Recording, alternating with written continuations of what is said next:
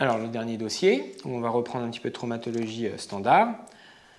Vous êtes encore de garde aux urgences et vous recevez une dame de 88 ans qui est amenée par les pompiers. Elle est tombée dans la rue alors qu'elle faisait ses courses et elle se plaint de sa hanche gauche. Sa fille arrive en même temps et vous dit que sa mère a été opérée d'un cancer du sein depuis 2 ans et qu'elle se plaignait de sa hanche droite depuis quelque temps. Vous suspectez une fracture du col du fémur chez votre patiente. Si joint la radiographie du bassin faite aux urgences, quel est votre diagnostic et votre prise en charge? Donc on l'a vu tout à l'heure sur le dossier. Pour la prise en charge de la fracture du col du fémur, on va rechercher la déformation en raccourcissement, adduction, rotation externe, l'impotence fonctionnelle, l'impossibilité de relever le talon du lit.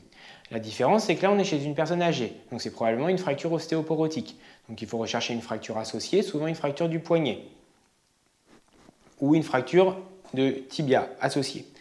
On vous dit qu'elle a un antécédent de cancer du sein, donc il faut avoir éventuellement à l'esprit de rechercher s'il n'y a pas des douleurs osseuses ailleurs en faveur d'une métastase qui orienterait vers une fracture pathologique. Donc votre malade, elle a sa fracture du col du fémur, vous la voyez à la radio, c'est une fracture Gardner 4 cervicale vraie, puisqu'il n'y a plus de contact entre la tête et le col. Donc vous l'hospitalisez, vous la mettez éventuellement en traction antalgique, bilan d'anesthésie et tout ce qui va avec. Au bloc opératoire, comme on a vu tout à l'heure, qu'est-ce qu'on fait? On fait une prothèse, parce que le but c'est de la remettre debout et qu'elle marche. C'est ça le principal but. Donc, prothèse intermédiaire de hanche. Et qu'est-ce qu'on n'oublie pas d'autre? On fait des biopsies osseuses au niveau de la fracture, car on vous dit que la malade avait un antécédent de cancer du sein. Alors il est vrai qu'à la radio, on n'a pas l'impression que ce soit une fracture pathologique, mais comme de toute façon, on enlève la tête fémorale pour mettre une prothèse, on enverra la tête fémorale en anatomopathologie pour vérifier que ce ne soit pas une fracture pathologique. En post-opératoire, c'est ça le plus important, mise au fauteuil et levée précoce, lutte contre les complications de décubitus, escarres, embolie pulmonaire, infection urinaire, rééducation précoce, renutrition, antibiothérapie, si besoin en prophylaxie, et anticoagulation prophylactique par HBPM et surveillance plaquettaire. Donc ça, c'est le traitement de base d'une fracture du col du fémur chez la personne âgée en insistant sur le post-opératoire. Pensez à faire la biopsie ici, car il y a un antécédent de cancer du sein. En post-opératoire, la malade continue de se plaindre de sa hanche droite, qui n'a pas été opérée. La hanche saigne. Votre externe demande une radio du fémur et vous revoyez cette radio. À quoi vous pensez comme diagnostic et qu'est-ce que vous en pensez? Donc on a à l'esprit que cette dame elle a un antécédent de cancer du sein. Elle se plaint de son fémur. Qu'est-ce qu'on voit? Il s'agit d'une radio de l'extrémité supérieure du fémur droit, avec extension à la diaphyse, et on trouve une région lacunaire, médiodiaphysaire, avec ostéolyse atteignant la corticale externe au niveau du tiers supérieur, à la jonction tiers supérieur, tiers moyen, du fémur droit. C'est une lésion mal limitée, lithique, avec une atteinte de presque la totalité du diamètre de la diaphyse. Donc elle est fortement évocatrice d'une métastase, d'un cancer du sein. S'il y en a une, il y en a forcément plusieurs. Il faudra les rechercher. Quelle est votre prise en charge pour la hanche droite? Donc on a une lésion lithique, douloureuse, métastatique, qui est préfracturaire, puisqu'on a une atteinte de quasiment la totalité de la circonférence du fémur. Donc en premier, on dit à la dame, on lui interdit l'appui. On la laisse au lit, parce que le risque, c'est qu'elle se casse. Et comme on va l'opérer, il vaut mieux l'opérer sur un fémur fragile mais continu, plutôt qu'elle se casse, qu'elle saigne 1 litre dans sa cuisse et qu'elle ait encore plus mal. Donc, mise au fauteuil uniquement. Et là, comme on a une lésion diaphysaire sur un fémur continu, avec une lésion lithique, la meilleure solution, c'est l'enclouage centromédulaire préventif. Donc, faire un enclouage centromédulaire à foyer fermé, au bloc opératoire, sous anesthésie générale, avec alésage, et on enverra le produit d'alésage qu'on ramènera en anatomopathologie pour avoir la confirmation qu'il s'agit bien d'une métastase. On ne va pas faire un abord centré sur le foyer pour faire une biopsie. On fera de l'anatomopathologie sur le produit d'alésage. Ensuite, il faut discuter la radiothérapie locale pour la consolidation et la douleur et si elle n'était plus traitée avant, selon l'évolution de son cancer du sein, discuter avec les oncologues de la reprise d'une chimiothérapie, puisque là, on est visiblement devant une maladie à évolution métastatique. Et il faudra faire une scintigraphie osseuse pour rechercher d'autres lésions, et éventuellement, surtout sur les os portants, il faudra traiter ces lésions pour éviter qu'il y ait une fracture pathologique. En venant voir sa mère, sa fille de 62 ans est tombée et présente un traumatisme du poignet gauche avec impotence et œdème. Quel signe clinique recherchez-vous en faveur d'une fracture de l'extrémité inférieure du radius? Et on vous aide à bascule postérieure. Toujours complications, peau, poux, nerfs. Ça, on passe. L'examen clinique de la fracture de l'extrémité inférieure du radius. Donc avant tout, on a un poignet œdémacié avec possiblement une hémarthrose si on a une fracture articulaire, une douleur de l'extrémité inférieure du radius et une impotence fonctionnelle. Si l'examen clinique permet d'orienter si c'est une fracture à bascule postérieure ou une fracture à bascule antérieure. Là, on précise que c'est une fracture à bascule postérieure. Donc on rappelle, fracture à bascule postérieure, ça veut dire un déplacement du fragment distal par rapport au fragment proximal en postérieur. Ça doit être clair, le fragment du déplacement distal par rapport au fragment proximal.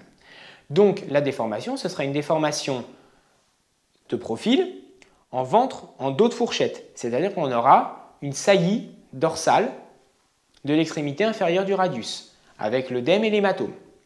Ensuite, comme on a souvent une impaction et un raccourcissement, on aura une horizontalisation de la ligne bistyloïdienne. Normalement, on a la styloïde radiale qui est plus basse que la styloïde ulnaire, on verra tout à l'heure sur les radios. Et bien là, on a une horizontalisation de la ligne bistyloïdienne. Et comme on a une impaction de la métaphyse et de l'épiphyse radiale qui s'impactent dans le radius, on aura une main-botte radiale, c'est-à-dire qu'on aura une main translatée vers le côté radial avec une saillie de la styloïde ulnaire qui sera un petit peu plus saillante sous la peau. Donc ça, c'est tous les signes cliniques qu'on retrouve dans la fracture de l'extrémité inférieure du radius à bascule postérieure. Donc 6 joint la radiographie, où il faut analyser la radio pour faire le diagnostic. Donc quel est votre diagnostic? Donc on a une radiographie du poignet de face et de profil. Donc on a une fracture qui est extra-articulaire, métaphysaire, de l'extrémité inférieure du radius à bascule postérieure, avec comminution et engrainement. Alors, si ici on prend, donc là on a le profil, un radius de profil, avec l'axe qui est comme ça, du radius. Ici vous avez le pouce, donc l'avant est par là, et le distal est par là. Donc vous avez une fracture qui est ici, avec ce fragment qui va aller vers l'arrière, pour basculer vers l'arrière, puisque c'est le fragment distal par rapport au fragment proximal. Quels sont les repères qu'on a? Sur une radio de profil, si on trace l'antéversion de la glène, c'est-à-dire les deux bords de glène, comme ça, par rapport à l'axe du radius, on a une antéversion de la glène d'environ 15 degrés. Qu'est-ce que ça veut dire? Ça veut dire que la glène regarde vers l'avant, vers la colonne du pouce. Là, sur la radio, vous avez une glène qui est totalement rétroversée, qui regarde totalement vers l'arrière. Ça, c'est ici, on a souvent une comminution et un engrainement. Engrainé, ça veut dire que c'est impacté. Comminutif, ça veut dire que c'est plurifragmentaire. Donc souvent, ici, c'est une radio typique de fracture de l'extrémité inférieure du radius type Poutocol. On a une bascule postérieure de l'épiphyse, épiphyse-métaphyse, plus la comminution, l'engrainement, et la glène qui regarde en arrière. Sur la radio de face, qu'est-ce qu'on a? Donc, normalement, on a la ligne d'obliquité des deux styloïdes. Si on la trace comme ça, on voit que la styloïde radiale est plus basse que la styloïde ulnaire, avec ici l'index radiocubital. Styloïde radiale plus basse que styloïde ulnaire. Quand on regarde la radio de face, avec une fracture ici, où ce sera engrené ici et impacté, on va avoir une ascension de la styloïde radiale avec soit une horizontalisation de la ligne bistyloïdienne, soit même une inversion de l'index radio-ulnaire cubital. Ça veut dire que la styloïde peut être tellement impactée que la styloïde ulnaire se retrouve plus basse que la styloïde radiale. Donc là, vous avez des clichés typiques de fracture de l'extrémité inférieure du radius, type Poutot-Col. Si la styloïde ulnaire est également fracturée, ça s'appelle une fracture de Gérard Marchand et ça ne change pas grand-chose au traitement. Quel est votre traitement? La fracture étant déplacée et la patiente jeune, on propose un traitement chirurgical par réduction ostéosynthèse. Après, plusieurs choses sont possibles, soit une ostéosynthèse par brochage intrafocal type Kapandji, soit par une plaque antérieure. Ici, on propose une ostéosynthèse par brochage type Kapandji. Plus l'os est porotique, plus mieux vaut mettre une plaque, car la tenue des broches est moins bonne que la tenue d'une plaque. Ça, c'est important.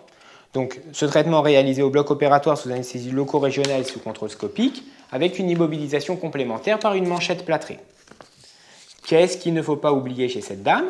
Si on lui met des broches, il faudra les retirer dans 1 mois et demi. Et surtout, ce qu'il ne faut pas oublier, c'est qu'elle a presque 60 ans, 62 ans, et qu'il faut dépister l'ostéoporose.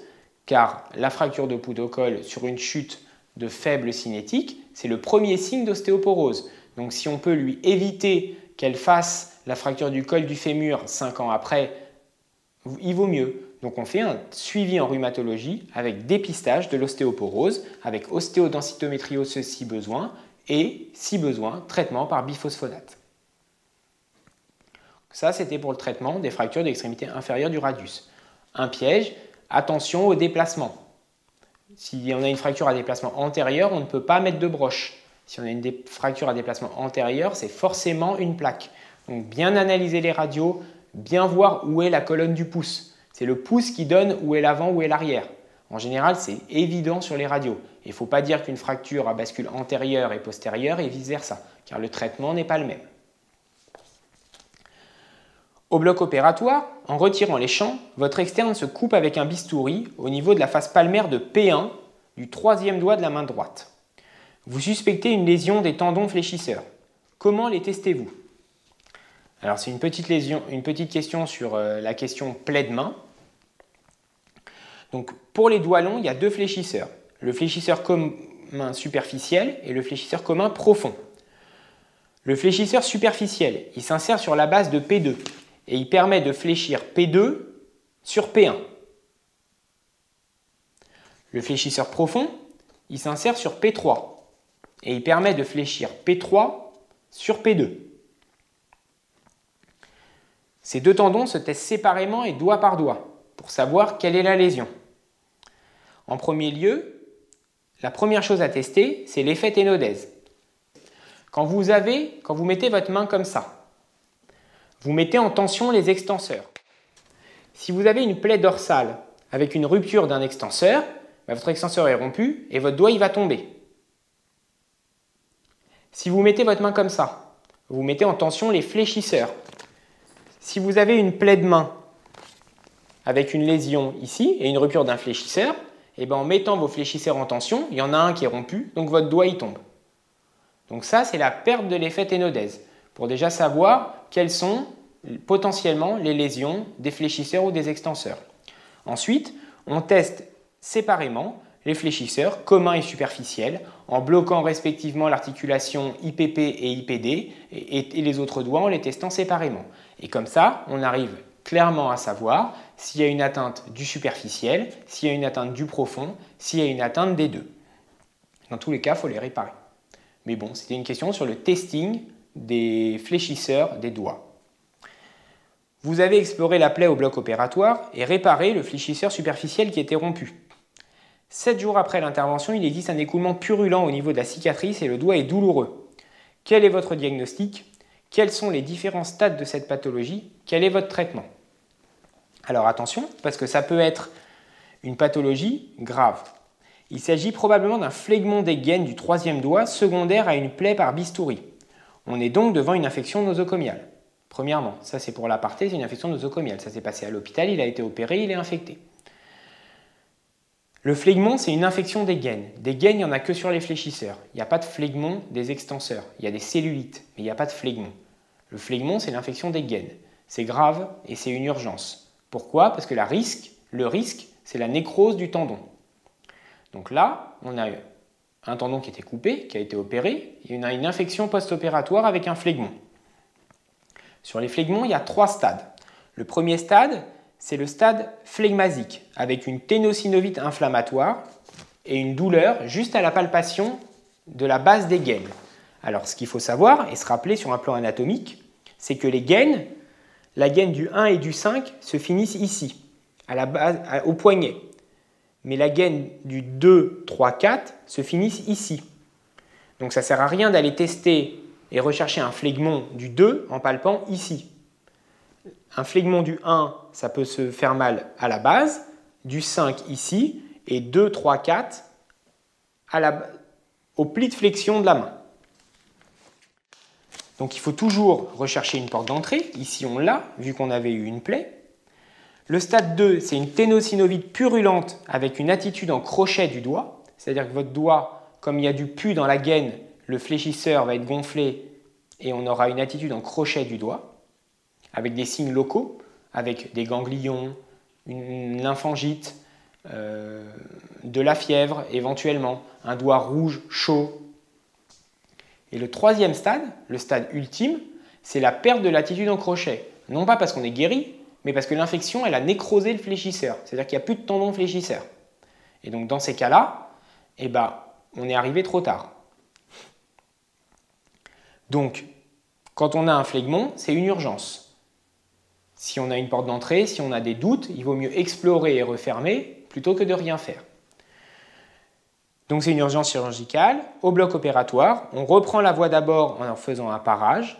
On s'élargit en proximal et en distal. On fait bien sûr des prélèvements bactériologiques avec culture et antibiogramme, avec adaptation secondaire des prélèvements et de l'antibiothérapie au prélèvement.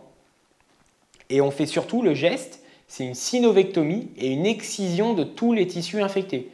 C'est-à-dire que si le tendon est infecté, on l'excise. C'est pas grave. On fera une reconstruction plus tard. Mais comme c'est de la partie molle, on ne peut pas se permettre de laisser du tissu infecté et surtout nécrosé, car les antibiotiques n'agiront pas. Comme les antibiotiques agissent par vascularisation systémique, et par définition les tissus nécrosés ne sont pas vascularisés, si on laisse des tissus nécrosés, ils ne vont pas guérir. Donc il faut exciser ce qui est nécrotique. Si on arrive trop tard et que le tendon est nécrosé, on excise le tendon. On pourra éventuellement faire une reconstruction après. On ferme par point lâche. On n'oublie pas la vaccination, SAT-VAT, antitétanique, et on met une antibiothérapie prolongée, souvent pendant 1 mois à 1 mois et demi. Et on fait surtout une rééducation précoce, car le principal risque, c'est l'enraidissement. Déjà, si on arrive à maintenir le tendon, ils vont s'enraidir. Donc, ce qu'on fait, c'est qu'on fait tremper la main du malade dans la bétadine et on lui fait bouger les doigts. C'est quelque chose de grave, le phlegmon, il faut vraiment y penser. Surtout chez les gens, typiquement, c'est la piqûre de rose au bout du doigt ou une petite piqûre dans la main ou quelque chose comme ça. Il faut penser à rechercher la douleur au niveau des plis de flexion de la main pour les gaines des 2, 3, 4 et au niveau du pli de flexion du poignet pour le premier et le 5e doigt. Il faut vraiment penser à l'intervention chirurgicale, c'est une urgence et il ne faut pas hésiter à faire l'intervention chirurgicale. Et bien sûr le traitement antibiotique. Donc voilà pour cette conférence d'orthopédie adulte. On a fait un tour un peu large. Bien sûr, on ne peut pas tout traiter en une conférence. Si vous avez des questions, vous pouvez bien sûr les poser via le site internet et j'y répondrai avec plaisir, que ce soit sur les dossiers ou même sur d'autres sujets. La seule chose, c'est éviter les questions purement de cours ou dont on peut retrouver les réponses uniquement en ouvrant la page d'un livre. Je vous remercie et j'espère que ça vous aura aidé pour la préparation de l'internat.